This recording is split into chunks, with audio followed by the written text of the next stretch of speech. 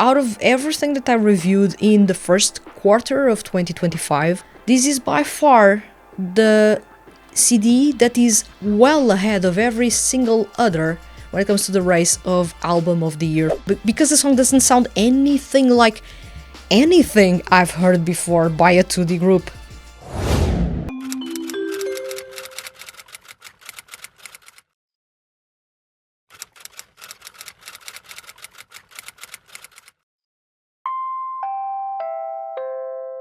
Welcome to Monthly Review, and right now you may be asking yourself, well, Vanessa, what the hell is with this whole shebang? So, difference of setting, not that different because I used to record from that side to this side, and now I'm recording from that side to this side. So, not that big of a difference, but right now you see the wall in my studio, which is a tad different. So, difference in the studio, difference in the camera. Now this is a professional setup, so to start off, thank you very much to everyone that supports the channel and the website. It is part of the reason why I upgraded my setting. It is because of you. So right now you are seeing me in 4K, which is crazy. And I'm more worried than ever about how I look because of that. But still, it's been a while since we last talked about music here, and especially since we last did a monthly review episode. So what is the big problem right now? We have the January, February and March episodes that are nowhere to be found. So what are we going to do right now? Basically, we are going to compile those into a Q1 2025 episode, covering, of course, the music released in all those 3 months. So let's talk a little bit about that. So the first corner is the best of, and what is, let's say, one of the best CDs released so far in 2025 is Sir Vanity's Latitude. Once again, Sir Vanity impresses. And one thing that I was enjoying a whole lot when I was listening to their music, and especially to these EP, was how mature their sound now is, at the same time that we need to actually pay attention that the band doesn't have a set music genre that they follow, but they still stick with rock music for the most part. And what they deliver here is a set of really stylish songs. Once again, the thing that they have about mixing fashion with music actually shows in the music that they create, because each song is almost like a different statement, a different fit, and it actually works pretty well with the band. They fit almost any kind of music subgenre, let's say, in rock music. They do a little bit of everything in this EP, and I found myself enjoying it a whole lot, especially whenever there was a couple of hints of jazz music coming into the spotlight. Once again, the bass lines are crazy good when it comes to Sir Vanity. Quabara is insane. And at the same time, I enjoyed a whole lot the differences in the dynamics, or at least how they have improved so much the dynamics when it comes to the performances themselves. So I found myself enjoying a whole lot how Yuichiro Mihara actually can keep up with Yoshiki Nakajima and even surpass him in a couple of songs when it comes to the quality. Mind you, a couple of years ago, Yuichiro Mihara was not a good singer, but he has improved so much that right now he actually can go head to toe with one of the best and most complete singers among male seiyuu, and he can actually sound better than he does, which is unbelievable. So Yuichiro Mihara has grown a whole lot as a performer, and he keeps on growing, and I believe that having Yoshiki Nakajima by his side is actually helping him improve even further, and I cannot even imagine how amazing he's going to sound in a couple of releases. So far we have an amazing set of songs in Latitude. I found myself enjoying this EP a whole lot, and out of everything that I reviewed in the first quarter of 2025, this is by far the CD that is well ahead of every single other when it comes to the race of album of the year for me. At least right now they are. So I'm quite excited to see what they can bring next, but seeing as they are quite unpredictable. They may not release more music this year, or they may release a single by the end of the year. We don't know. But regardless, I'm quite excited about what they have delivered and what they may deliver in the future, because they keep on reinventing their sound. They keep on making us guess what they are going to do next. And even when they do something that they did before, they always introduce different elements there. They always bring a little bit of a spark when it comes to vocals, and then the bass lines are crazy. Then you have the twin guitars, each one going or playing completely different things that actually coalesce in the same stage and sound like a really awesome harmony, when they are actually playing completely different things that actually, when you take a closer look, they are complementing each other. But if you are trying to pay attention to one side of your ear and the other side, you will understand that you have completely different melodies being played. Sometimes you have Yoshiki Nakajima playing a solo, while you have Yuichi Umehara playing the lead guitar. But other times you have the inverse, and sometimes both are playing the solo, or sometimes both are playing the rhythm guitar. It's really awesome to see what they bring to the table, and I love their dynamic, both with the twin guitars and also with the twin vocals. They really live up to what they promised, and they deliver more and more when it comes to the quality. So Latitude was quite possibly one of the biggest releases of January, and Gomen Asobase is one of the funkiest songs I've heard from them. And they have quite the interesting set of funky songs, not only in this CD but also in previous releases. So I really enjoyed this EP, and I fully recommend you to check it. But of course, since I'm pretty late to the party, you may already have checked it, and you may already be saying, well, Vanessa, I actually know that since January. So if that's the case, good for you. I arrived quite late, but still, I enjoyed it a whole lot. Then we have Anthos with Q, and as you may already know, I'm a massive fan of Anthos since the very start. It hasn't changed, and that's because they keep on making me love them. As if that was a big problem for me. But yeah, they are so amazing right now. We are in the Human or Doll series, which is the 4th CD season, although the band or the group is around for longer than 4 years. And they have a really interesting sound going on right now. They have explored a wide variety of subgenres within pop music and EDM, but most of all, they have been a sort of an ethereal I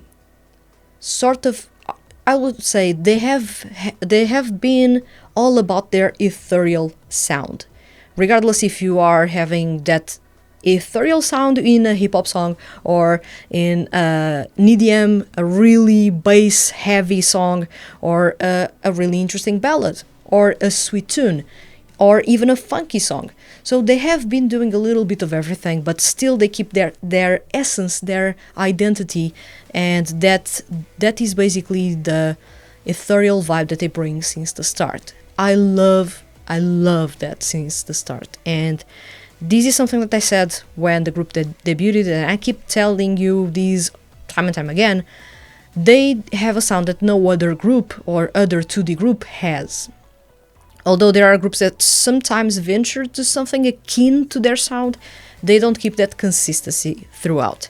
And Anthos does really, really good when it comes to that consistency, and even within that main theme or main sound that they have, they usually keep that, of course, and explore completely different music genres with that at its core. So you can always say that this is an Anthos song because the vibe is there, even if we are hearing or listening to a hard-hitting, bass-heavy song, or we are listening to a really funky, groovy tune.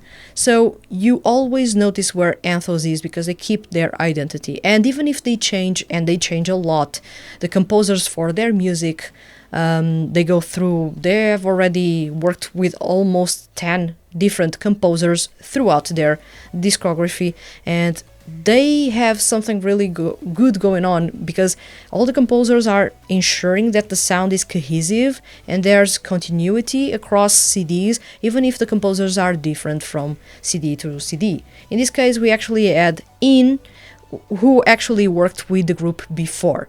So there's no problem whatsoever in there. Basically, the composer already knows what to do with Anthos, seeing as they worked with Anthos before. And what we got was a really interesting set of songs. Honestly, this is one of the most exciting releases of the year so far, let's say so far, because we already have another CD already out by the time that I'm recording these.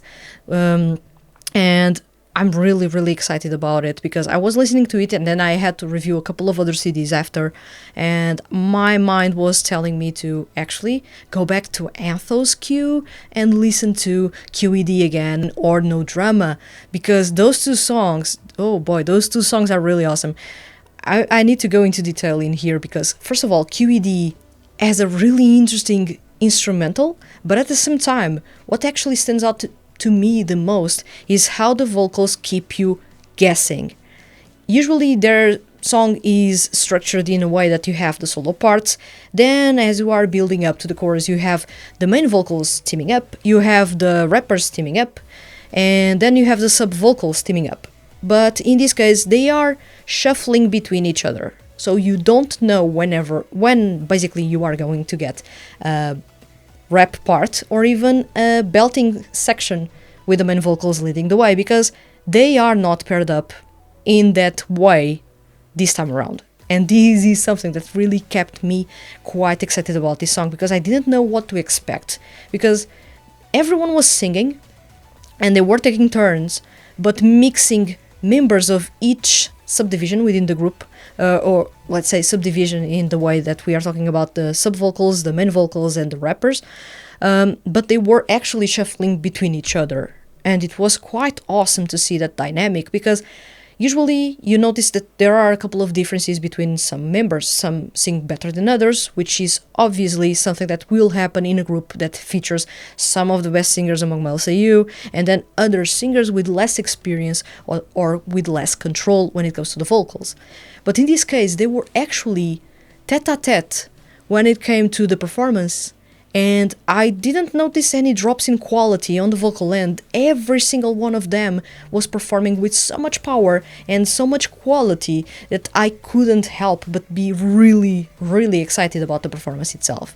So I was really excited about QED, but when No Drama entered the stage, that was awesome. No Drama is a perfect mix of 90s hip-hop tune with an early noughties R&B pop music, or pop tune, let's say. It mixes the best of both worlds, and actually, as I said, it features a rap part and a really normal, let's say, singing part in R&B style. And this is unbelievably good. You have turntable elements going on in here, so you have a lot of scratching as if the songs are being mashed up in real time, which is a nice detail. And you have that allied to the really groovy, deep bass beat going on, as well as the really punchy bass line as well.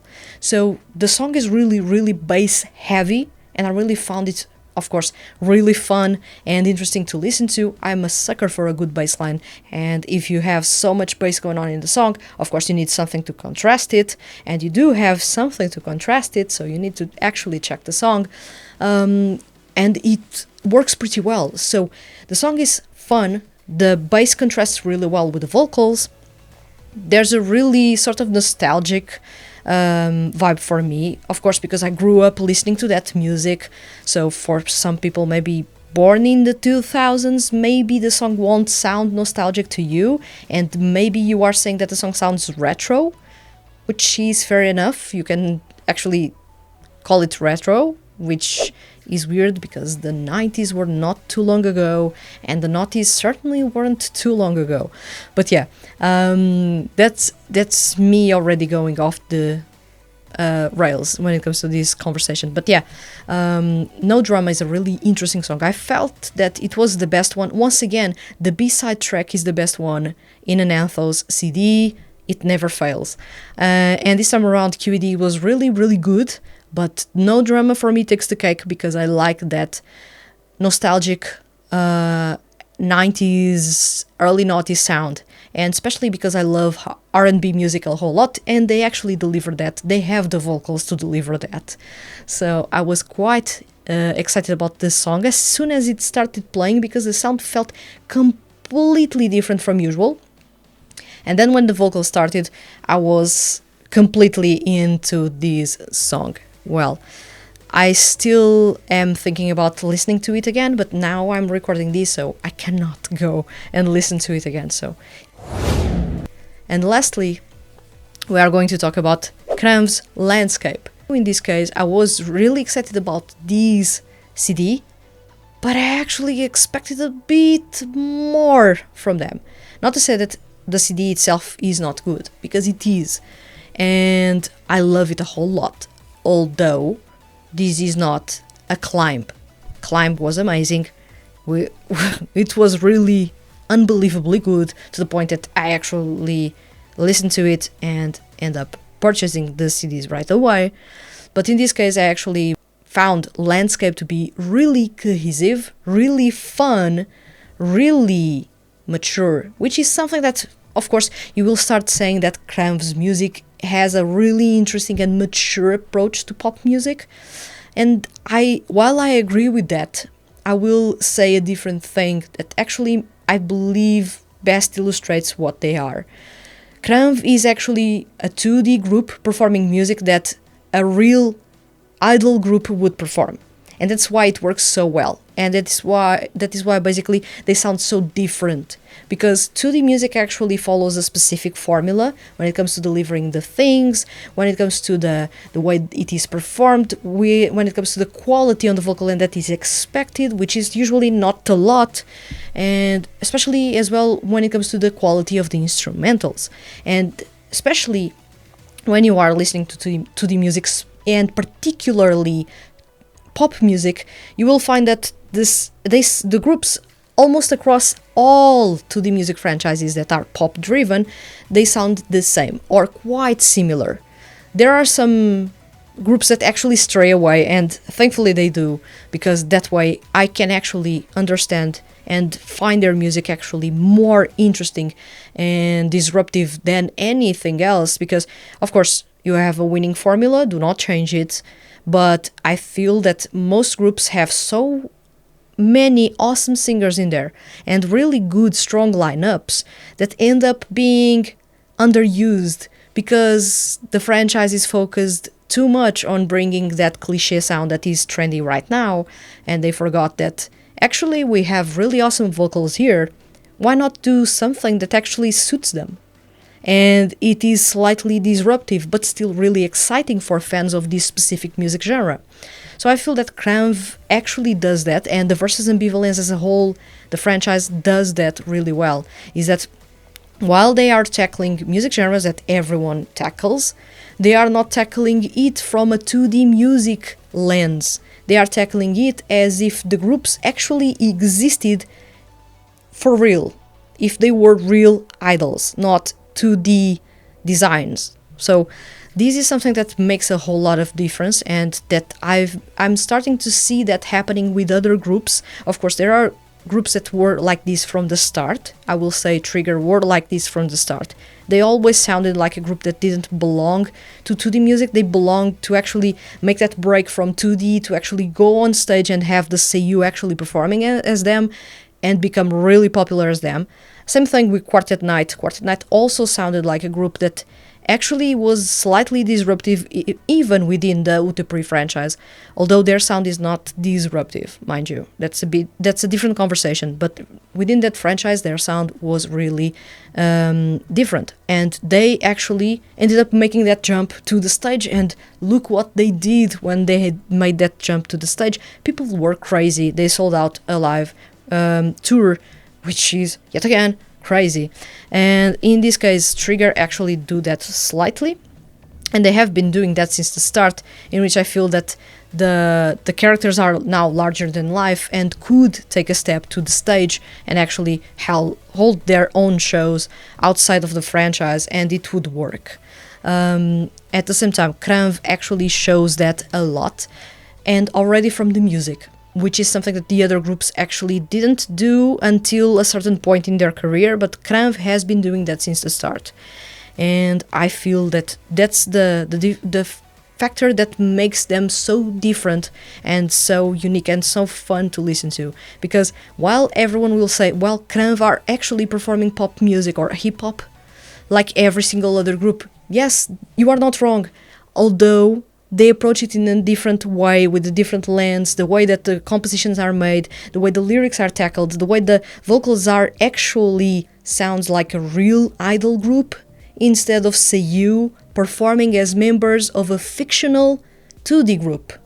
That's a massive difference when it comes to the delivery and the sound and everything else in between. So I feel that this is a massive winning point for me and selling point when it comes to the Versus Ambivalence franchise. I listened to this CD and I was head over heels with it.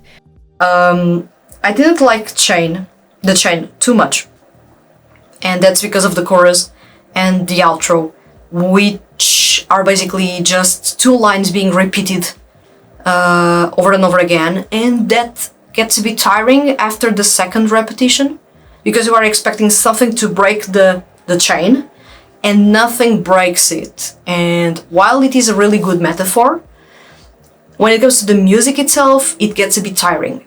You are approaching the outro, and the outro keeps on going, repeating the same two sentences over and over again until the song fades away and it ends. I feel that maybe the outro could have been used to add something more exciting there. Usually outros are where, especially in compositions from groups that are disruptive, the outros tend to bring new elements to the mix. In this case, this outro didn't bring anything new to the mix, but then again, the song was more K-pop inspired and the sound was really trap driven, which doesn't allow too much creativity, I must say. But still a really strong, powerful song that starts off really intense. I love the way it starts. I do love my fair share of trap music, but it depends a lot on the quality when it comes to the performance on the vocal end. In this case, of course, they have an amazing group. They can rap and they can sing pretty well. They have harmonies going on. They have high notes going on. They have really good stuff going on the vocal end. But the chain for me is the weakest song in this CD. That's why I decided to highlight it. When it comes to the best songs in this CD, I really like Spark a lot. And Spark is the type of song that you really cannot categorize in any way, I feel. Because the song, in some capacity, it feels nostalgic, it feels 80s inspired.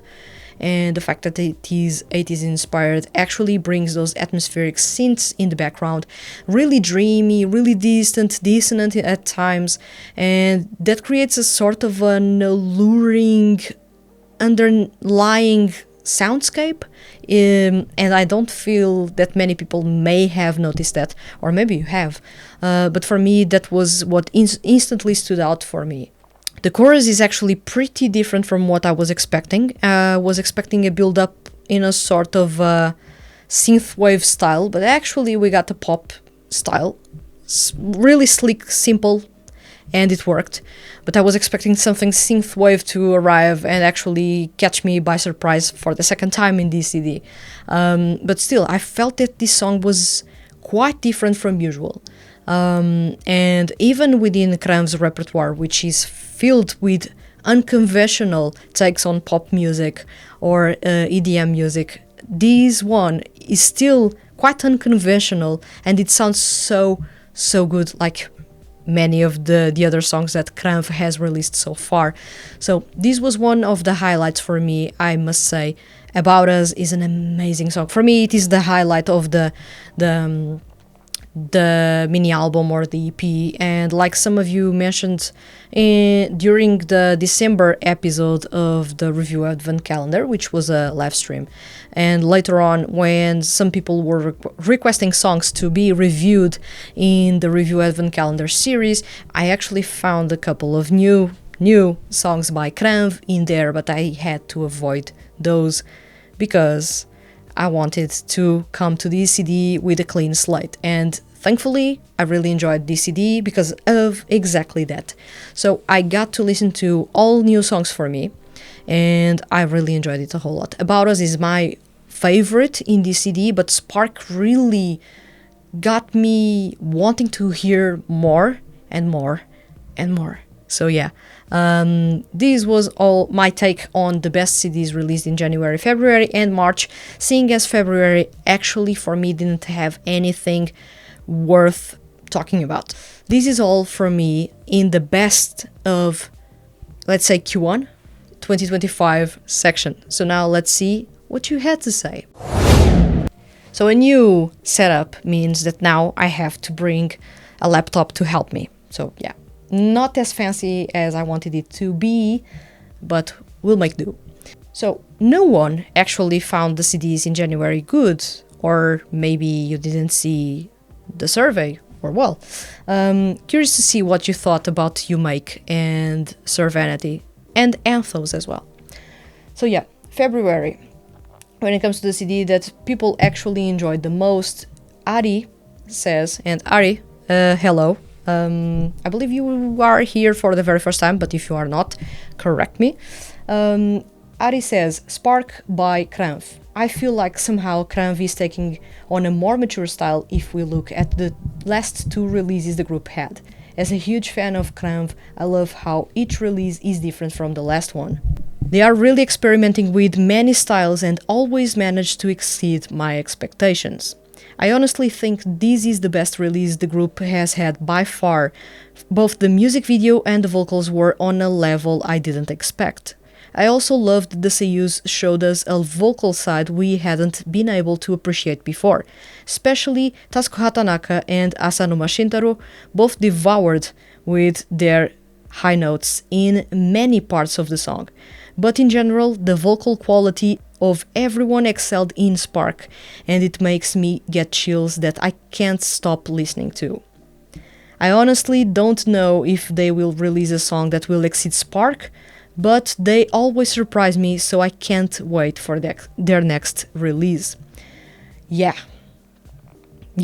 exactly that. I'm not going to change anything that you said. One of the things that stood out to me the most while I was listening to the CD was how Asanuma Shintaro actually was shifting between voice tones within the various songs in this CD. Because sometimes I could catch him, and other times I could not find him in the vocal mix, although I had heard 7 voices, so he was there. So he was singing with a slightly different voice tone, and it was showing a whole lot. He was rapping, he was singing, he was actually harmonizing with everyone, it was actually tackling high notes, belting with everyone, harmonizing with everyone. This was quite the awesome set of performances that he delivered. Also, Tasuku Tanaka, I've said this countless times before, when it comes to XlamV itself, Tasuku Tanaka and Makoto Furukawa are basically a cheat code. They are a cheat code. If you have Hatanaka and Furukawa there, that is a cheat code. You are going to sound good unless you do really weird stuff on the vocal end to the point that you ruin the vocals. Because they are massive. They are amazing singers. And when it comes to the technicality, that's unreal.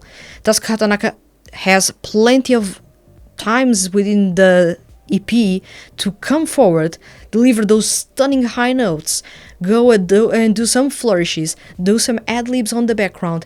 He actually does a whole lot, of course, he usually does, and I've said this before, I think he is the glue for this group when it comes to the vocal end, because he's a power vocal. Although most people don't usually give him the credit that he deserves, he is a power vocal, extremely technical, with one of the most beautiful tenor voices, a slightly raspy undertone, and he actually delivers quality after quality after quality with each performance.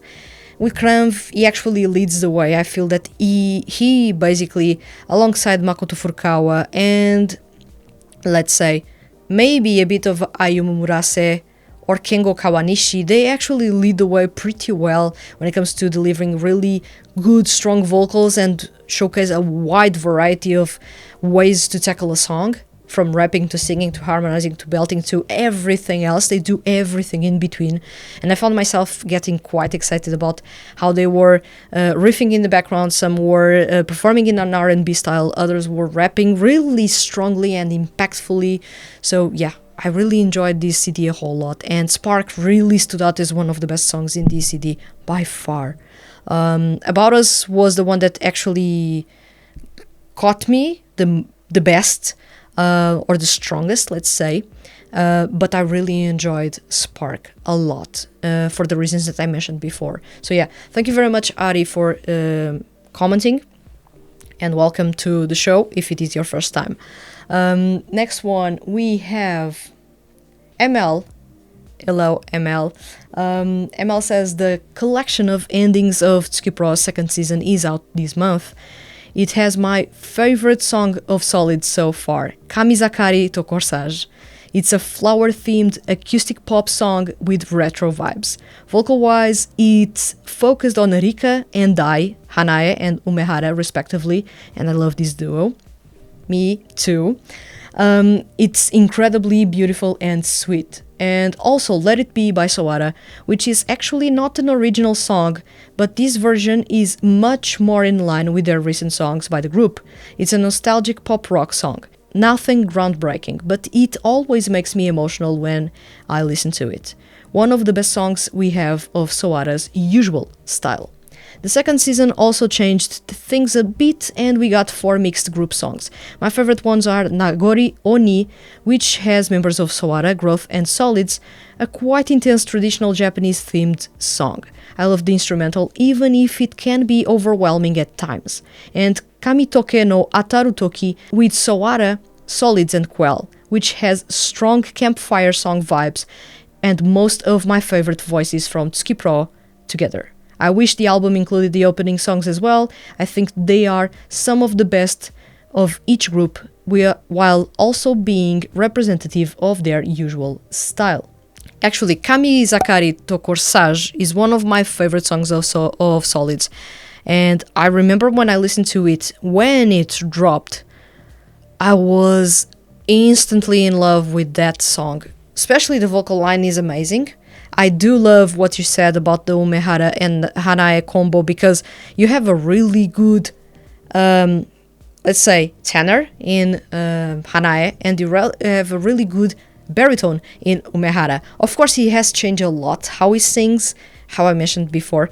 Right now, we would perform that song pretty amazingly, and he was already singing it pretty well when it dropped, but right now, imagine how he would be singing that song.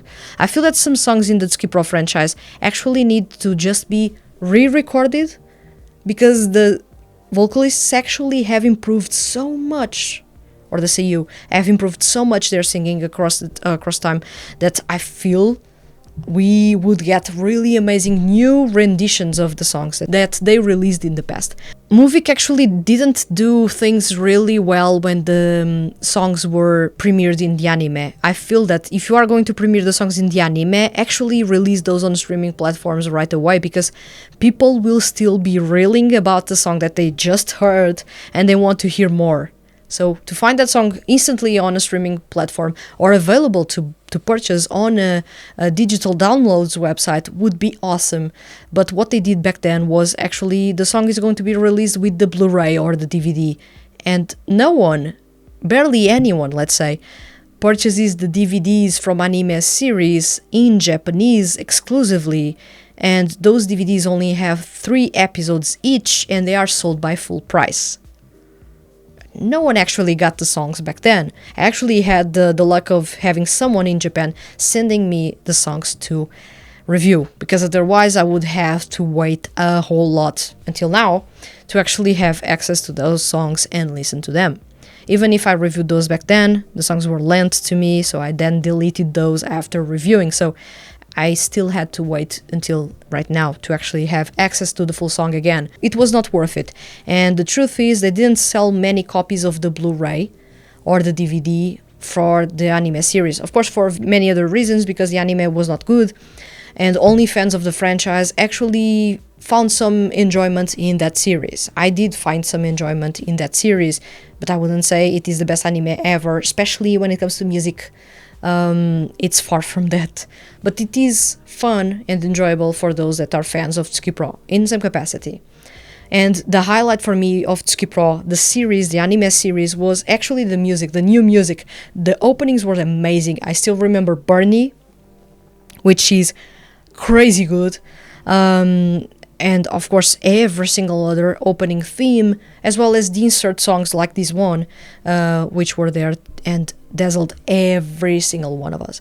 I feel that, as we were saying, that one that is really traditional Japanese, I remember reviewing it and I found it really busy because there is a lot of people in that song, and it gets quite intense. It is part of the genre itself, but then of course of the craziness that goes with having way too many people in the same song performing, so it gets a bit busy. But still, I found most of the songs in that season, let's say, now a CD, to be quite enjoyable, and I would thoroughly recommend everyone to check it, especially because it is free on streaming platforms, so go check it out. The music is really awesome in the Pro franchise. I've said this countless times before. Right now I am almost preaching you to actually go check the music by the Pro franchise, because it is amazing. Once again, they keep on reinventing and the groups keep on evolving with time, and you notice that with each song that they release, even if the songs are loosely tied with plot points here and there in the drama CDs or the anime series, the songs are really enjoyable outside of that. So even if you are not a fan of the franchise and you are looking for a new pop rock band to actually check, there's Sawara. If you are checking a group that has a really strong R&B influence with some acoustic vibes and even some experimental music, you have Quell. If you love lyrical music, you have Growth. If you love really sexy, slightly cheesy and alluring music with tons of versatility on the vocal end specifically, you have Solids. So you have a lot with this franchise, and I find of course that now that the music of theirs is available on streaming platforms, that I want more and more people to actually find them, because they are celebrating their 10th anniversary and their quality keeps on improving. They don't need to do many things outside of the box because they keep on improving and maturing, and you are seeing the groups maturing their sound over time, which makes sense. They don't need to reinvent the wheel. They need to do what they do really well, and improve it with each release, and do a slight twist with each release, and that's really awesome. In this case, Kamizakari to Corsage is one of my favorite songs by far, by Solids. Solids have way too many good songs. Some cheesy, but they have way too many good songs. Unwelcome. Welcome back. And Welcome says, Ilu Vista Night for 2. The group keeps improving. I think they found their color. It's really enchanting and a groovy song. The vocals don't fail to surprise. I still haven't checked Ilu Vista's Night for 2, but the title sounds groovy, sounds funky, sounds intimate, sounds slightly sexy. So I'm expecting something within those lines. I'm not going to talk too much about this one because I don't know how the song sounds right now, but I'm going to review it in due time, so maybe I will be raving about it in the next episode. We don't know. But yeah, good to see Ilu Vista also getting a shout. So thank you very much and welcome. Ao is here, and Ao, you and ML are sharing the same brain cell, which is to say it is a good sign. Ao says, Tsukiproti Animation 2 Ending Theme Collection is releasing next Friday, but oh well, it's technically not a new album, just a compilation of songs previously stuck as an add-on to the anime Blu-rays. Yeah, exactly. So we know what we get, but I still am excited for another way to drag people into Tsukipro legally. Also, we probably will get an international streaming release on top of it too, so more internationally available music, always up for it. I look forward to having Yodooshi no Moko, Wasurekaketa Mono, and Best Wishes. Maybe also Kamikazari to Corsage on my list of top repeats on Spotify. So, you also touch on the same point as ML, so that's awesome. And I do love your commitment to actually dragging more people to Tsukipro. I try to do that. I don't know if I can actually convert people to the Tsukipro franchise. Maybe people are turning off the videos whenever I start talking about the Skipper franchise. Maybe people are being converted. I do not know.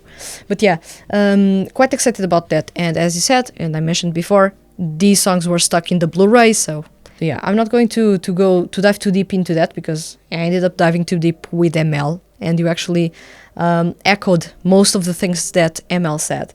But also, thank you very much for participating, Owl. And these, of course, was all from February. Now let's go to March.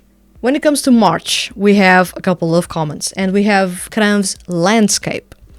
This one is mentioned by G. So welcome to the show, G. I will assume that you are new here because I don't remember your name. G says, XlamV's Landscape. Their songs have always been of consistently good quality, and they take it a step further this time by exploring other genres or styles. See, for example, Spark, and being more experimental with how they structure their songs. See About Us. Yeah, that's the thing that I was saying. They keep on making us guess what is coming next. We don't even know because they are really unconventional in the way that they approach things that are common or overdone. Yeah. And of course, I do love the way they go and do something so crazy with Spark, because the song doesn't sound anything like anything I've heard before by a 2D group. I've heard some artists and bands that I like that are not even Japanese doing things similar to this, but seeing a 2D group actually doing this, that's a completely different thing. And I actually played around with that a whole lot. About Us also has a really interesting song structure, and even the composition itself, it's not necessarily something common, but they are approaching a common, let's say, or overused sound. But I love a whole lot as well. Invitation as well has that French vibe going on in there, which I basically almost never see that happening. There are a couple of groups here and there that do that from time to time, if they have a concept that is more focused on being bougie in some capacity, but usually there's no big exploration of that jazzy French style. So we also have that in there. So XlamV's Landscape brings a collection of songs that are unconventional, but when you listen to those, you will feel that they are familiar. They just are a slight tweak to the formula that we all know. And that tweak is enough to elevate the song, elevate the performance, and keep us basically guessing throughout. And I love this a whole lot. So yeah, thank you very much, G, for participating. This is a massive release, one of the highlights so far of the quarter. And then we have ML. ML says, Daiki Yamashita just released Go Ahead, a song with Tasuku Hatanaka, and it's a duet I never knew I needed. Their voices go so well together, and the style of the song is basically perfect for them. It's equally beautiful and fun, with the bright piano leading the verses, and then the trumpets or a similar instrument that are introduced in the pre-chorus. I saw that this is really, really, I will say, weird and ridiculous at the same time, because I was away from the website for a while, almost a month, and I saw all those news dropping, and I thought, wow, now the news drop when I'm busy and I cannot cover the songs or even the releases. But yeah, I saw that, and I saw that they did a joint live show as well.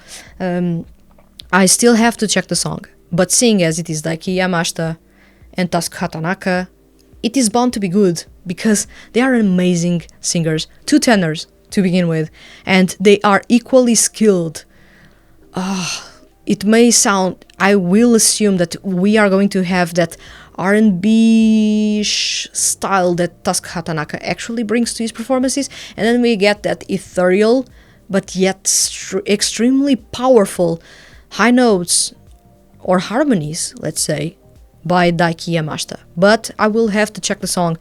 It's good to see that the instrument itself, or the instrumental itself, actually suited both vocals, because sometimes even within or among tenors, there are some that are best suited for a specific music genre than others, and some that feel more comfortable with a different one.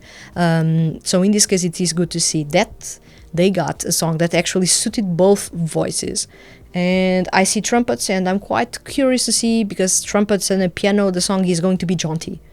So we are talking about the song that is not a ballad. It could have been. It is not a ballad, it is quite the jaunty song. I'm quite curious, so color me surprised, let's say. So yeah, thank you very much, ML. So this was all from you about the best of January, February, and March, seeing as no one actually talked about music from January. Once again, why? So yeah, thank you very much for participating, and let's go to the next section. Monthly choice, and this is the corner in which I suggest you songs to listen to, because I have been listening to those time and time again. And this time around I bring you only 2 releases, because these are amazing. And the first one is UMake's Cafe.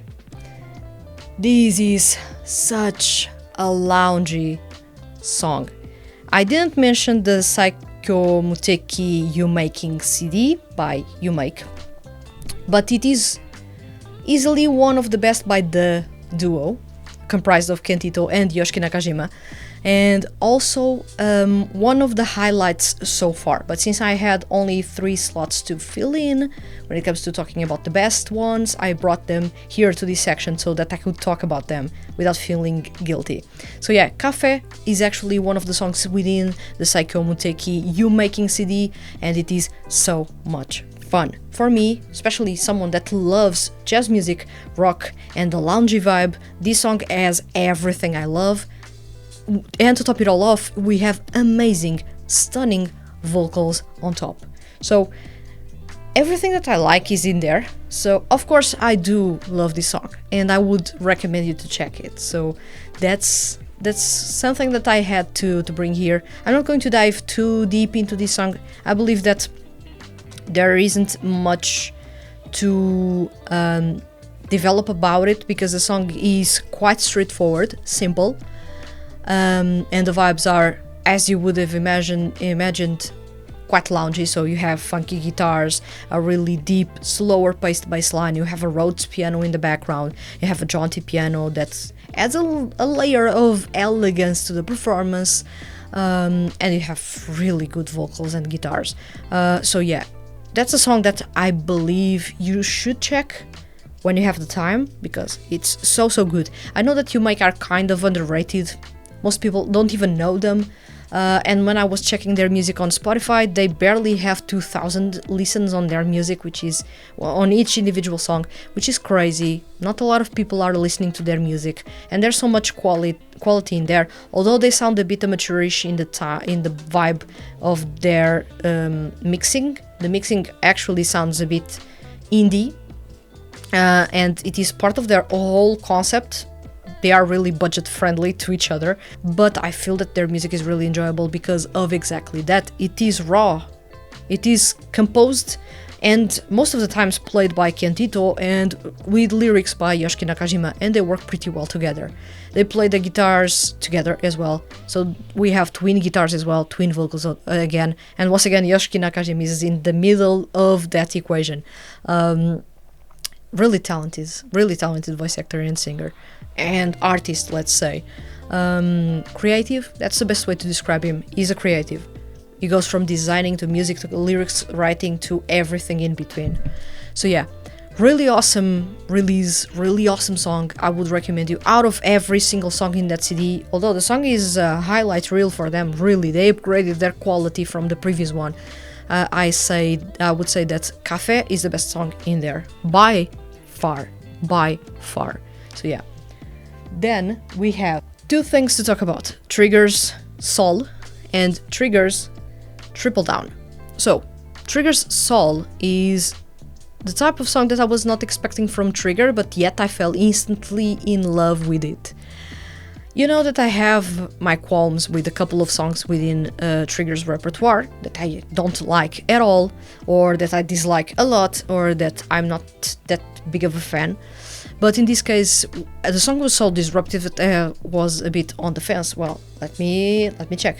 But I didn't need more than a couple of seconds within the song to actually fall in love with Soul. It is really different from what they do, but still their essence is there, their identity is there. And this is something that I said before in a couple of reviews, that whenever a song doesn't have the group's identity, any other group in the world into the music could have sung that and you wouldn't have noticed the difference. Groups have signature styles, signature ways to sing, signature ways to perform, signature sound as a whole when it comes to encompassing both the instrumentals and the vocals. They have a signature vibe. And when it comes to Soul, the song is really different from usual, but their signature sound is there, the vibe is there, the focus on the vocals is amazing. I love the vocals by Takuya Sato in this song specifically. It is quite amazing how he is belting those notes. So yeah, props to him, because we all know that he's a baritone and a low one, and he has been improving so much because of the Aopella franchise project that he has been bringing into this franchise and into Trigger a lot of those experiences and that expertise to his performances, and he is now actually tackling falsetto and doing riffing and doing everything in between. He does a lot, and specifically in Soul, which feels like a song that is Ryunosuke themed. Please correct me if I'm wrong, of course, but it feels like it is a Ryunosuke themed song, and he shines through. I really love this song a whole lot, so I would recommend you to check Soul. Then we have Triple Down. Triple Down is yet again another song that I wouldn't expect from Trigger. Sounds too dance floor driven, to the point that the sound is really dirty and really distorted at times, but it feels so good, really. This one took me a bit longer to warm up to, but still within the first listen I was a fan. So I took a couple of seconds more to actually get into it, because I was listening to the verses and I was, okay, I'm feeling the vibe, but I worry that the chorus is going to be bad. At least for me. I'm not a big fan of EDM music, and especially not of EDM pop, so I already know what to expect if they follow a specific structure, because I've listened to plenty of that before, and I've been reviewing music for 15 years, so you can assume that by now I can pretty much predict a couple of songs if they follow a normal pattern, if they are really by the book. But in this case, I was not expecting what they delivered when it came, of course, to the chorus. So this was quite the interesting song. Not my favorite in the album. I love a whole lot out of the new songs, Kissing the Music and Soul. And there's another one, which is Escape from Now, which I feel was quite cinematic. I do love the whole vibe, which is slightly different from Crescent Rise, but still inspired by it in some capacity. So yeah, I did enjoy that song a whole lot. Actually, there's a lot of songs that I love in here. I love Places, I love Suicide, I really love Radiance, Beautiful Prayer. The list goes on and on. I love almost all the songs in this CD minus one. That's the kick for me. There's one song that I really don't like, genuinely don't like. So yeah, that's a pity, because the album was going to be flawless for me, if not for that song. But yeah, really awesome set of songs. This encompasses quite the interesting phase in their career. Now that the story is actually wrapped up, at least the story in the mobile game, or the original mobile game, because we are going to get another one. And this ties really well all the loose ends. And I feel that after this CD release, I need a live show.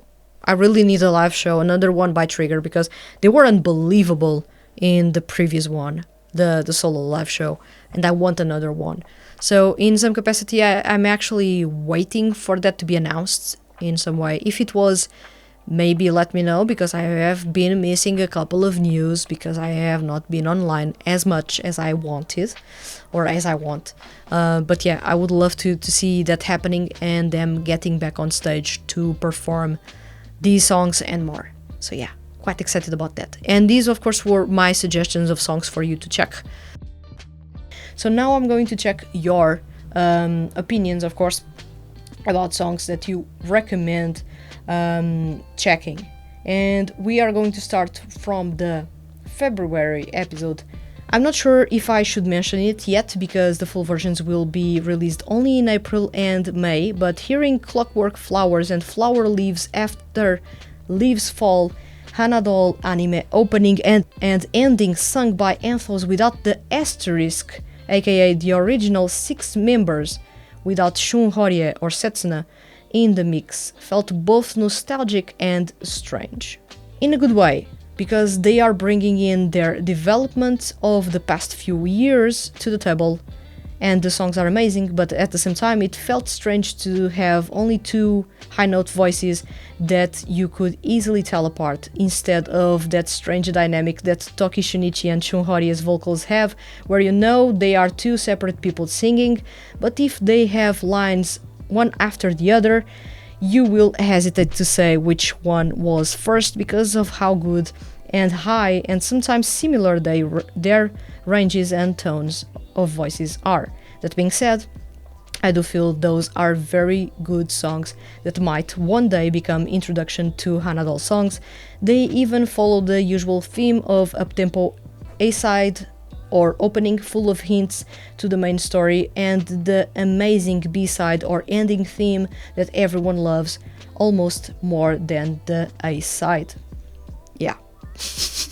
Preach it. The B-sides are usually better for Anthos. Fight me. Kidding aside, I actually do love them a whole lot. Really, a lot. And right now, listening to Anthos without Shun Horie feels really strange, honestly. When he joined the group, I felt, why add another singer in the highest range? Because you already have 2 tenors. Of course, the rest of the group is not as skilled when it comes to singing as a whole, but why bring another tenor to the mix? But actually, he shows that he was actually adding a lot. He was covering a range that not even Shunichi Toki or Kentito had.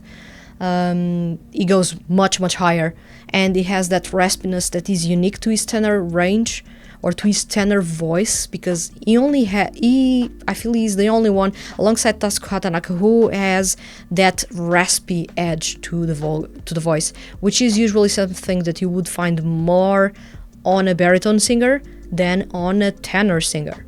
But, of course, exceptions happen, and he's an exception, an amazing, really technical exception. So yeah, I believe that may sound a bit weird. I have yet to check those songs. I feel some CD will drop, or either it dropped later in March and another is going to drop in April, or something is going to drop in April and the other one is going to drop in May. I have to double check, but yeah, I'm quite excited about that. I'm not watching the anime series, although I know that it is adapting the drama CD, the first season of drama CDs, which I will assume will be good or well adapted, hopefully, because the franchise deserves more love, and I feel that's something that the franchise, especially 2D music projects, actually end up failing or missing the mark, is that they think that only the fans of that project are going to check the anime series, but if they actually try to make it accessible to everyone, imagining that I have never heard them before, I want to know how they got together, how they came to be, their music, their style, their dynamics. I don't want to arrive to something that is already done and you don't know why character A is talking with the character B, why they don't like each other, for example, or why their dynamic is in a specific way. So I feel that if this anime actually manages to adapt really well the drama CDs, that we may get new fans in the mix. And if not, at least for the music, like I said with the Tsukipro franchise, at least for the music. So yeah, quite excited about that, but I don't really know what to expect because I don't even know the tone of the series, and I was expecting the series to actually bring back the songs from the first season and bring those to the anime in abridged version. So I was quite surprised that they brought new music when they already have a 7-member lineup right now. So yeah, thank you very much. And the next person is Next, we have Unwelcome, and Unwelcome says Harmonized by Shuichiba. This song was an instant love. Chiba Sho's crystal clear voice shines, showcasing significant growth and improvement. The beat carries a refreshing energy, especially when the notes break through in the chorus. It's unpredictable yet soothing, offering a warm and calming embrace that feels both innovative and comforting. And amazing addition to his repertoire. At the same time, just what I see, voice actor Kobayashi Chiaki. I took my time to listen to the full version of Break My Case, a franchise I've known since the beginning, and while my first impression wasn't particularly memorable, I now find it incredibly stylish and engaging, this song in specific.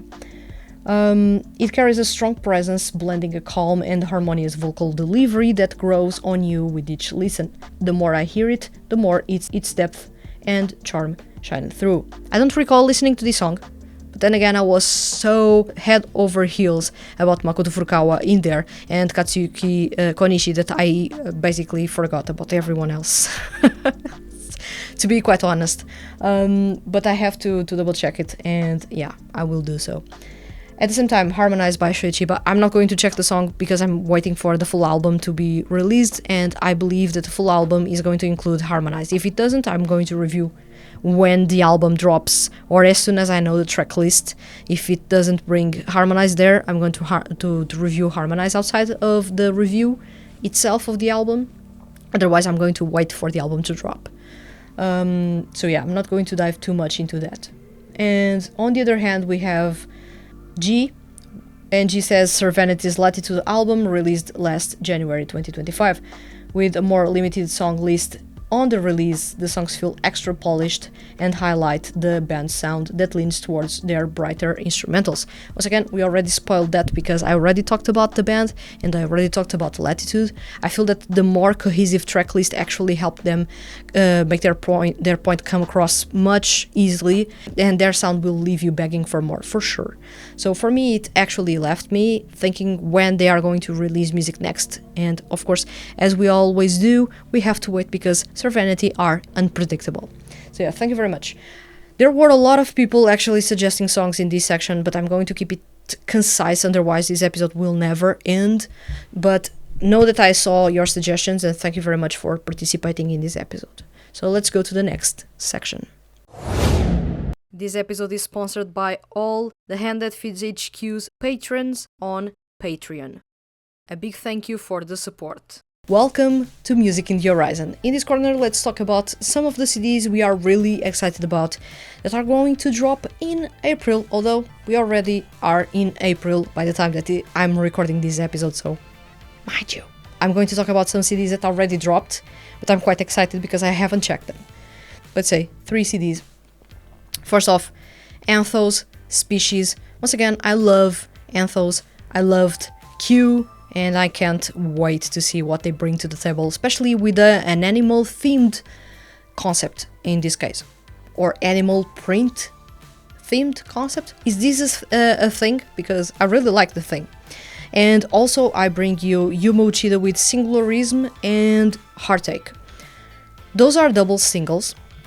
I was not expecting him to drop 2 different singles in the same day. I would assume that he would drop, because we are talking about 4 songs in total. Or, correct me if I'm wrong, there are 3 songs per single, so these are 6 songs. It could have been an EP. Once again, why King Records doesn't release an EP? Well, either way, we have 2 singles dropping at the same time, with completely different vibes, showcasing once again why Yuma Uchida is one of the most versatile singers among male seiyuu, by far. No discussion whatsoever. Well, and at the same time, for him to actually cover 2 different anime series, because he does have songs featured in anime series, either as, I believe most, or if not, the 2 songs are ending themes, but correct me if I'm wrong, because I'm talking off the top of my head. But yeah, he has music featured in the anime series is a part of this season, and each of those songs, which are 2 in total, each one is in each single that was dropping in the exact same day. Is this counterproductive? Probably, because if you have 2 singles, you are scattering people to purchase one or not purchase the other, so maybe sales are going to be quite lukewarm as a result. I'm quite excited to see, especially because Singularism sounds like it will be my thing. Rock sound, maybe. And Heartache sounds more like it will be either ballad or R&B inspired or driven, let's say.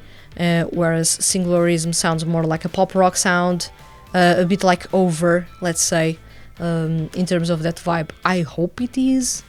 Fingers crossed it is.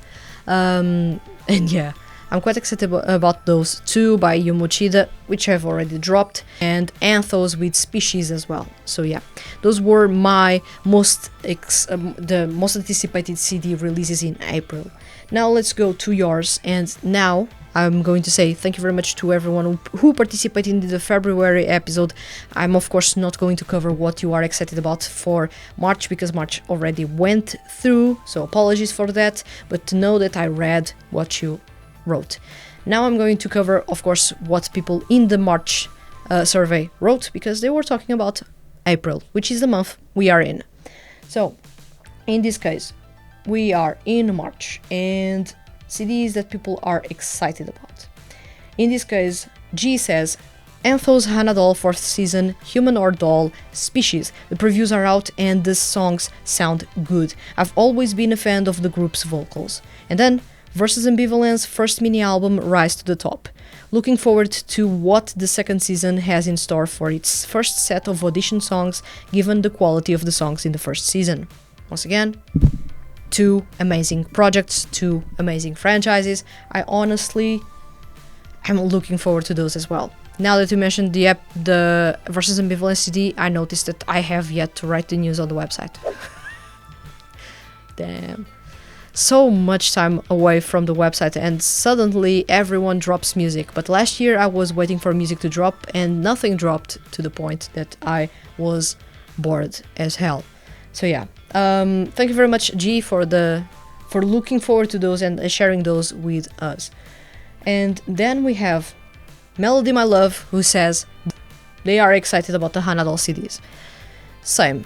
It feels that it is common here in the comments as well. Everyone is excited to what the Hanadol franchise can do next, which is a good sign. It is a sign that more people are actually excited about them. They are finding them. They are having fun with their music. And it also shows that the franchise is improving the quality of the music over time. And we keep on getting really good songs, really interesting dynamics, and little tidbits that are more for the ones that geeky about the composition, and other details that are more for those that enjoy music as a whole, as a grand spectacle of quality, fun, and vibes. So yeah, we have a lot to look forward to. So thank you very much, Melody My Love, for the sharing that with us. And that's all in this section. It is time to go to the well familiar Ask Vanessa corner. So let's go. Was on top of everything. I keep everything organized. I've already covered these in an episode of monthly review as well, but I'm going to keep it short, and if you feel like it, you may check. But I don't know which episode it was, so I'm not redirecting you to any specific place. So yeah, I also talked about that on a monthly or on a Seiyuu Lounge episode. Maybe it is faster or easier for you to find that in the podcast. I actually covered that in quite a lot of detail. But when it comes to organizing things, I already had created lists on Twitter. As you may already know, Japanese companies, music labels, and artists are mostly there. Although most are now shifting to Threads or Instagram, they still are really strongly present on Twitter. So I do have a Twitter account, and I have created lists to actually have all that information there. Of course, as you may suspect, I've been working on this website for 15 years, so the lists that I created were created 15 years ago and continuously updated. When it comes to the news, I do have the lists on Twitter, and that's how I organize myself. I created those lists 15 years ago, and I keep on updating those as new information appears. I don't use Twitter that much right now, and that's a big reason why I missed a couple of news, big ones, because most of the news are announced there, and I'm not going to visit the websites of each franchise every single day. That would be crazy. But yeah, that's how I organize that. That's one part of your question. The other part of the question is when it comes to the top 5 music projects in terms of story, specifically of all time. Oof. I'm going to need to take notes in some capacity. Let me go and do that. So, storytelling wise, we have, which franchises would I say have a really, really good story? Oh, how was I even missing this one? Oh my god. Completely forgetting about my all-time favorite 2D music project is a really big sin. I'm not gonna lie, this is a massive sin. I would say this is number 1 for me, this is number 2 for me, this is number 3 for me. 4th and 5th, this is tricky, because most 2D music projects are not really that storytelling driven. At least in my opinion, they have story as it's not even as a compliment, it's just as a way to justify the characters existing, but the stories, then you dive into those and they are not really that interesting. And I don't check the stories of many franchises, so I will keep this one quite cliche for especially if you watch the episodes here, you will be thinking, oh, but Vanessa, I was already expecting that. Yeah, I'm not going to change that list that much. Most of you may already know what are the projects that I'm going to mention. Yeah. Number 5, I'm going to say Trois. Trois doesn't have the best story or the most developed story, but I feel that storytelling is still a massive thing when it comes to the franchise itself. So they have been releasing drama CDs and music since the very start, since 2015. It's been 10 years of that, and the story has actually quite developed. For example, Sawara, they were still in high school when they started the project, and since the characters are basically growing older with the fans, what we see right now is that their music has actually developed and their story developed. They are now working. They are no longer in high school. Some of them went to college and everything else in between. So you notice that growth, and with each drama CD, you actually get to know a little bit more about the band, their dynamics and everything else. You can say the same to all other groups in the Trois franchise. So I would say that's a big plus. I wouldn't say that their music, for example, is tied to the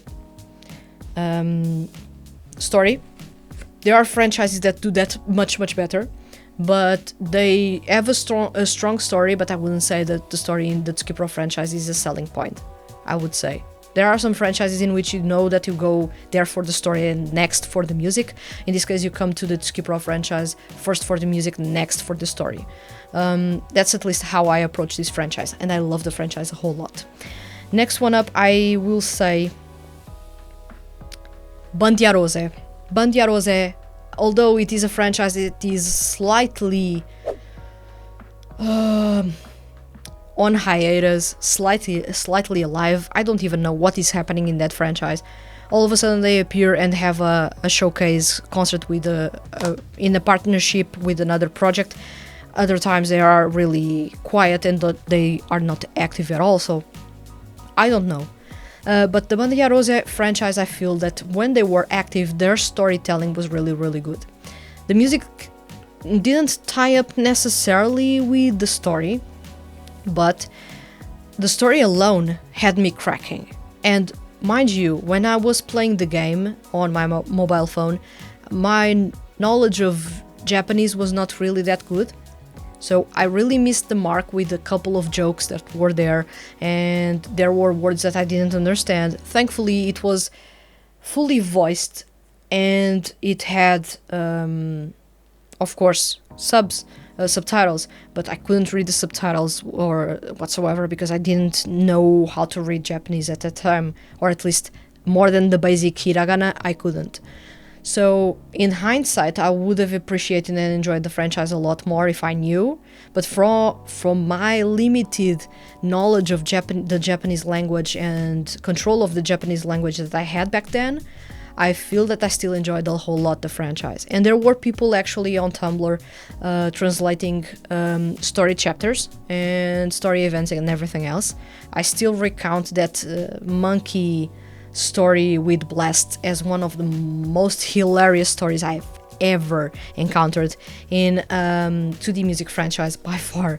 But when it comes to the bands and seeing them develop and grow and improve and everything else in between, I feel that the Bandiarose franchise actually was really about the bonds, was really about the bands growing and showcasing how they came to be, how they improved, how they actually got to go to that stage, go from the live houses, the indie live houses, to something bigger and better.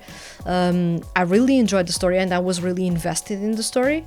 It was a pity that the franchise all of a sudden had to stop altogether because Aniplex was not putting any money on in there, and the franchise was not making any money whatsoever. So it is a pity because the story was really good, and I feel that they had so much potential to be really, really big, especially seeing how the From Argonavis franchise ended up having a lot of hype for a while. I feel that the Bandiarose franchise would have pulled that off if they had lasted longer actively. They are still around, but they are in a weird state of a coma. They are there, but they are not active at all. So it hasn't ended, but still it hasn't continued. That's a weird limbo that I really don't like. But the franchise itself had a really good story-driven concept, I believe. At least I believe. Then in third place, I would say the Hanadol franchise. First, because the Lolodi plotline was downright heart-wrenching when I started reading and paying more attention to what was happening. The music was dramatic, but the storyline, let me tell you, that's dark as hell. And messed up as well. So I feel that the Hanadol franchise, especially the arc with Lolodi, was unbelievable when it came to actually the foreshadowing since the start, and then the quality of the music, which really well expressed what was going on in the drama CDs. They actually tied up pretty well with the music, now that I look at it in hindsight as well. So I would say that, and also because of Anthos, they have a really strong plot line going on, and as you can see, plot is actually, or the storytelling is actually a selling point when it comes to this franchise. Also the music is quite amazing and unique across the two groups, even if only one is now active. But I would say the storytelling is really strong, to the point that they have an anime series ongoing, and it is adapting the drama CDs, which is a good sign that the drama and the storytelling is actually a selling point, even for the creators of the franchise.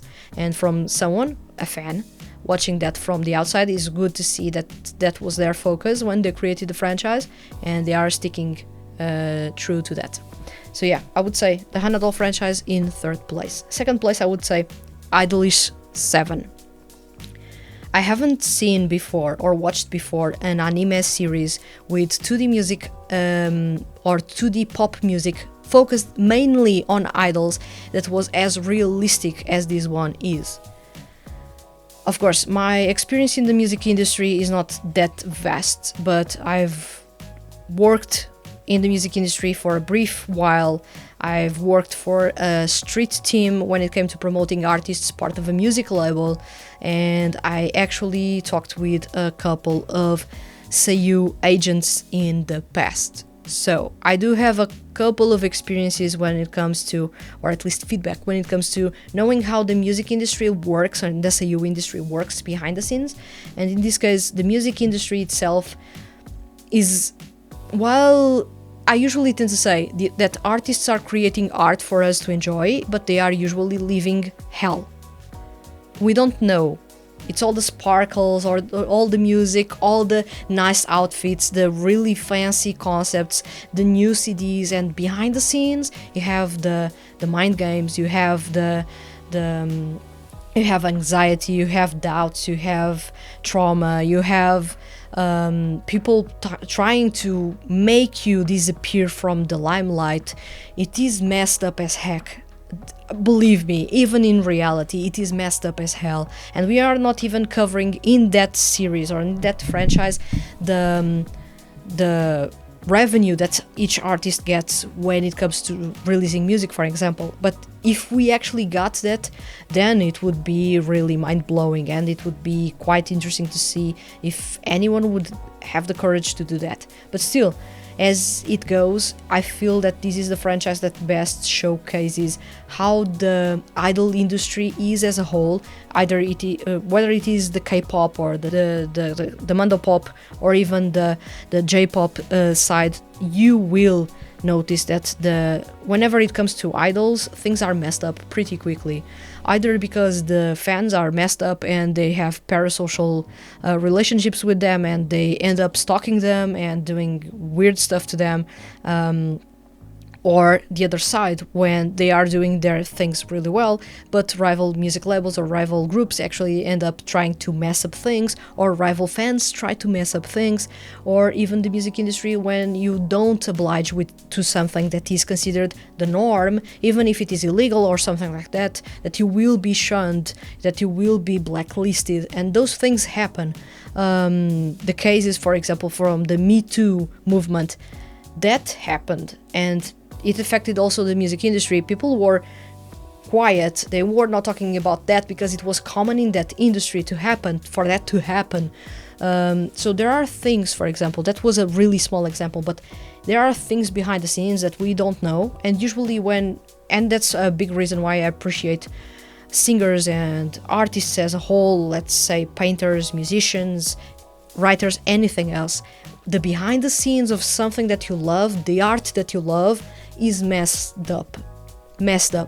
Most of the times the people creating the art that you love hate what they are doing, because the behind the scenes is god awful.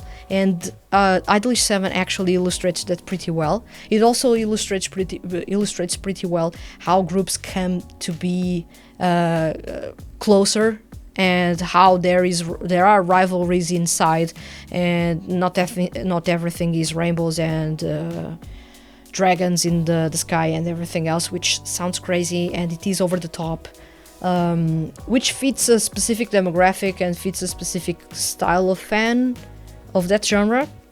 But when it comes to depicting reality in the music industry and having a really strong focus on the storytelling, because the music is tied really closely to the story. The music is really tied closely to the story, so there's no other way around when it comes to this franchise. I usually tend to say that if you get into the Idolish 7 franchise, you will eventually become a fan and want to be all over the story, because the story is really genuinely good, minus a couple of plot points that sound a bit far-fetched. I feel that mostly it is relatable. It is something that could happen in reality. When you look at other 2D music projects that have anime series, for example, or that have games, for example, the storytelling is not really that plausible. Things that happen there are imagination, of course, but they would never happen in reality. But when you look at the Idolish 7 franchise and having the experience that they have in the music industry, which is to say not very much, but it is more than most people have, I will say that this franchise actually nails it pretty well. It nails it pretty well. So when it comes to the storytelling, I would say the Idolish 7 franchise actually nails it really, really well. And I would say it's one of the all-time best. In first place, I will say Dear Vocalist franchise. Of course. The music is directly tied to the storytelling. There's no way around. The storytelling is tied directly to you, the listener. There's no way around.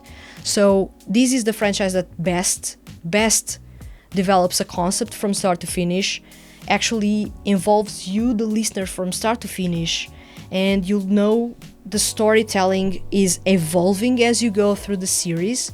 The characters are evolving through the series and overcoming their problems, their mental health problems, and they are growing. Their music is evolving, they are changing, their vibes and their interactions with their bands are also changing. But you are also a massive part of the story. You are an integral part of the story from start to finish. And I feel that when it comes to that experience of living the story, being all over the storytelling, I feel that the Dear Vocalist franchise actually achieves that the best out of all the 2D music franchises out there, by far. I also have a slight bias when it comes to rock music, so the franchise itself, by the music genre, was already grabbing my attention, but then exploring the music genre and what is behind the scenes in the rock scene, and also showing that people have problems. They are dealing with mental health problems, they have their personal lives, they have their significant others, they have their small issues within bands in which they don't get along with others and they have to pretend to on stage, and there's a whole lot going on in there. I feel that the storytelling is really well done in the Dear Vocalist franchise, by far. If you listen to the drama CDs, you can understand the music. If you listen to the music, you can understand the story in the drama CDs.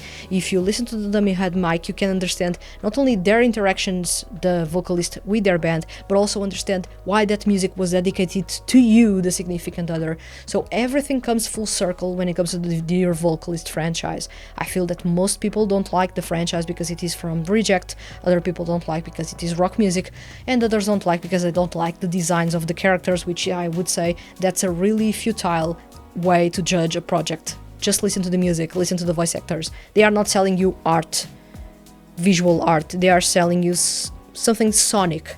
So you need to listen. So I would say, please pay attention to that. The story in that franchise is amazing. It's not the most accessible one because of, one, trigger warnings. Most of them have mental health problems, some of those more aggressive or more sensitive as a theme than others. Some may even include violence in some capacity.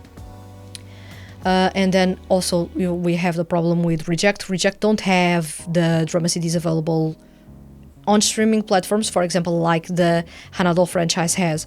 So that's tricky. So to get into the story, you don't have many avenues beyond purchasing the CDs yourself, if you want to support the project legally.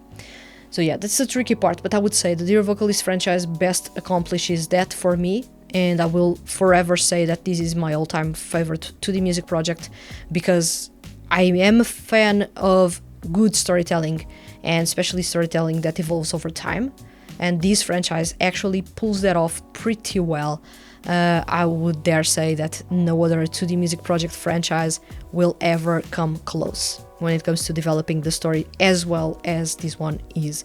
This was actually one of those moments of greatness from Reject, because they released tons of 2D music projects, or they used to release tons of 2D music projects or mixed media projects, and most of them tanked within the first CD or the first collection. And this one actually kept going and going and going because people wanted to see the vocalists evolving over time, see where their music could take them next, and see as well how the seiyuu would evolve. Because most of the seiyuu, when they joined the franchise, they were fairly new. Most of them were not even popular. Let's just mention Natsuki Hanai was not the superstar that he is right now. Somasato was the same thing. So we actually had a really nice lineup when it started, but most of the seiyuu were not really known. So people were actually rooting for the vocalists, the seiyuu, the bands, and your relationship with one of the vocalists, or if you were listening to all the drama CDs. So yeah, I feel that this is the franchise that best explores storytelling itself, and I feel that it would be really hard to top that, because Reject actually nailed it, making the music related to the dummy head drama CD, and then related to the band CD, and then everything else within that universe when it comes to the drama CDs in which all the vocalists are hanging out together. Those also tie up with their individual drama CDs, because they will mention stuff that happened in their CDs, and also they will recall in those CDs things that happened in the past between all those vocalists. So we have the storytelling really well done, there's continuity there, and there's a really good excitement when it comes to to the development of the story itself. That's a big reason why this is my all-time favorite franchise. I love storytelling driven 2D music projects, and especially if the storytelling is to my taste. You were mentioning Grey Sheep, for example. I checked Grey Sheep. It's not really my thing. I feel that it will appeal to a lot of people, but for me, for example, I'm more into the music than I'm into the story. And as such, I haven't checked the story beyond the first CD. So there's that. But for example, for THTFHQ Pro, I actually checked the drama CDs whenever they were available to me. And Bandiarose, I actually enjoyed the whole lot, the story in the game, which was where the story was developed. Then I have as well, let me check, the Hanadol franchise. They have the drama CDs available on streaming platforms, so do go check those out chronologically, please, to understand the story going on for Anthos, as well as the story going on, and that was neatly wrapped up for Lolodi, much to our sadness, because they are an amazing group and we wanted more music. I believe it is a collective desire that we all fans of Lolodi wanted more music. Idolish 7 as well, really strong when it comes to developing the story and making it realistic. The same thing for Dear Vocalist. It is realistic, the depiction of the mental health issues and also the relationships and how they develop and such. Also, everything ties up so neatly that this franchise by far is my all-time favorite when it comes to storytelling and music and the quality overall. So I would always recommend the Dear Vocalist franchise. Even if you don't like rock music, I would recommend this franchise. If you are more of a pop fan, I would say, yeah, go and check Idolish 7 because it is well worth your time. But for rock music, well, there's the Dear Vocalist franchise, if you don't mind the trigger warnings. And also the Bandiarose franchise, but I don't even know how to access the game, the story of the game right now, because the game is no longer around. I feel that some people actually compiled part of the story in a wiki or a Tumblr account, so you will need to actually look for that. But the story was really good. I'm particularly a fan of Osiris, the Visual K rock band in the franchise, so I really was enjoying the story there. Yeah. Oh, there's another question. How did I discover 2D music projects in the first place? I was searching music by Mamoru Miano. I actually fell in love with Orpheus. Then I found Starish, and I went from there. Really, it started with Starish, so it went from there in 2010. And I ended up finding all the other 2D music projects because I found at that time that seiyuu actually sang, and they sang really well.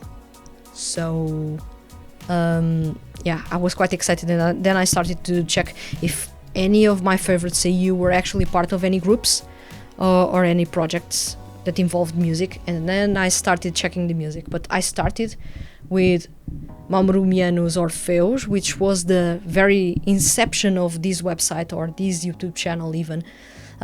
So everything started with Orpheus, then it built up to me finding Starish because I wanted to hear more Mamoru Miano. Then I fell in love completely with Ichinose. He's my favorite character in the Uta Pri franchise, and I love the music there. Nanairo no Compass is still one of my all-time favorite songs in there. Independence as well, which is fairly later on. It was around the time that I stopped following the franchise. Yeah, but I started from there, and then I went to any other any other 2D music project that I now follow. I would say that's all from me, and this episode is already fairly long right now. I'm seeing on the camera 36 minutes, only this section. So yeah. So thank you very much for watching this episode. This is all from me. As you can see, I have a different setting behind me. This is all fairly new to me. This is going to be the setting moving on when it comes to the monthly review episode. So I hope that you guys enjoyed these, enjoyed the vibes, and enjoyed the new setup in some capacity. I'm going to stop writing seiyuu digests for now. It is a see you later for that section. I don't have the free time to continue writing those articles, and those were being stolen by wikis, either for Wikipedia for some pages or for wikis of 2D music projects. So it was not worth it to actually spend that much time giving work for free for people that are actually charging money, either to access their platforms or because they are selling ads in there, and things of the sort. So that's stopped. Also, reviews. I'm going back to reviewing music, but I may not be reviewing everything that I come across. I'm going to be slightly more selective when it comes to the music reviews, or the projects that I'm going to review, and I'm going to trim down the style of review that I create. So the final consideration section is going to be slimmed down in a way. It's going to be more of a summary instead of me extrapolating on ideas. So I'm trying to keep it slim and fast for me to write. Otherwise, I'm going to take 2 or 3 hours to review a 16-minute CD, which I don't want that to happen, because otherwise I won't review as much music as I want to and find awesome projects that I want to find, but I don't have the time to do so. So yeah, and also yeah, I will be creating more video content now that I have this professional camera right now. So do look forward to that. I'm going to focus on basically on the 2D music franchises that are celebrating their 10th anniversary this year, which is to say Saikyou Pro, Ensemble Stars, Idolish 7, B Project, and Dear Vocalist, and a couple of other ones. So I'm going to cover those in dedicated episodes about them, minor or slightly simple biographies about each project, which is more to show you the overall evolution, more so than going into detail about each specific CD, because I don't have time for that, and I want to keep the videos within the 10-minute mark. Otherwise, it's not even enjoyable for most people to watch. So yeah, I have a couple of things going on when it comes to ideas of things to bring to the channel as well as to the website, but only time will tell if I have the time to develop those, so I'm not going to share those right now. So yeah, thank you very much for watching this episode up until here. This was already a 2-hour long episode, so thank you very much for sticking around. If you actually did stick around until the very end of this episode, thank you very much for participating, to everyone who participated. I hope you enjoyed this episode, and I'll see you guys in the next one, and hopefully I'm not going to miss the deadline next time around. So yeah, thank you very much for watching, and I'll see you guys in the next episode.